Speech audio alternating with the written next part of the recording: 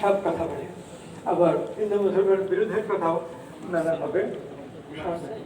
এবং বাংলাদেশ থেকে প্রচুর লোক সেই 1972 সাল থেকে বাংলাদেশ থেকে উদ্যোগী থেকে আশ্রয় নিচ্ছে।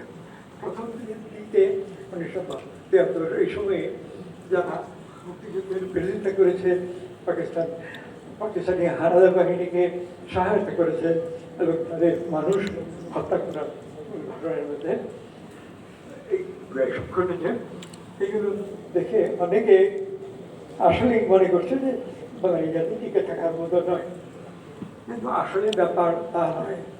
যদি সেই 1947 থেকে আজ পর্যন্ত কিংবা আরও কিছু আগে থেকে 1905 সাল থেকে আজ পর্যন্ত এই 100 কয়েক বছর সময়ে বাঙালির কর্মকাণ্ড দেখি সর্বত্রই বাঙালি এগিয়ে ভারতের অপর সকল জাতি এমন জাপান, চীন, ইন্দোচীনের নানান দেশ, ইন্দোনেশিয়া থেকে থাইল্যান্ড হয়ে ভারতে আসি এবং আরও পশ্চিম দিকে যাই আমেরিকা পর্যন্ত।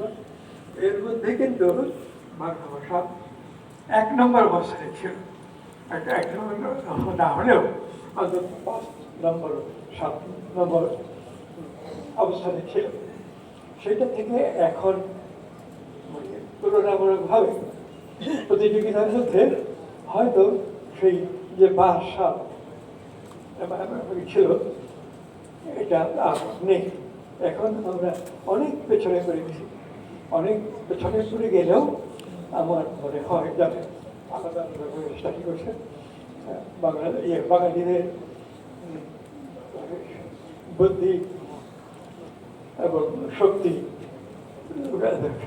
তুলনামূলকভাবে এখন কমেছে, কিন্তু এখনো বাংলা ভাষা, বাংলা সাহিত্য, বাংলা বিজ্ঞান চর্চা এটা বর্ধিষ্ঠ।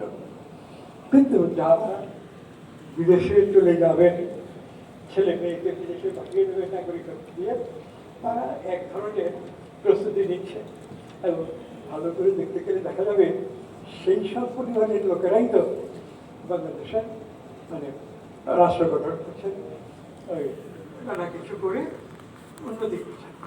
কিন্তু সেই উন্নতির ধারা এটা ইউরোপে চলে যাচ্ছে। এই কারণে যে ছেলে মেয়েরা তো এখান থেকে শিখে এই নাম নিয়ে ইউরোপে করে দেশে চাকরি পায় এবং সকলেই আকর্ষণ। সব মানুষের না রাষ্ট্র পরিচালনার ক্ষমতায় যায়, ওদের মনোভাব যে বাংলা থেকে সরে অন্য কোনো দেশে গিয়ে আশ্রয় নিয়ে আমরা আগে খুব যেত লন্ডনে, ইংল্যান্ডে, তারপরে আমেরিকা, মার্কিন যুক্তরাষ্ট্র, কানাডা এইসব রাষ্ট্র। আর ইউরোপের অন্যান্য রাষ্ট্রেও এখন কোনো লোক যায়। অস্ট্রেলিয়া প্রচুর বাঙালি যায়, তারা অস্ট্রেলিয়া যায়, যারা অস্ট্রেলিয়া খুব ভালো, ওইখানে আমরা যে আছি, আমরা আর্থিক দিক দিয়ে ভালো, পারস্পরিক সম্পর্ক, আইন কানুন এইসব দিক দিয়ে শুরু করে আমাদের একটা অসুবিধা, প্রবাসী বাঙালিদের একজন অন্যজনকে দেখতে পারে না। এই হলো মানে আমাদের জাতীয় শক্তি এবং গণতান্ত্রিক।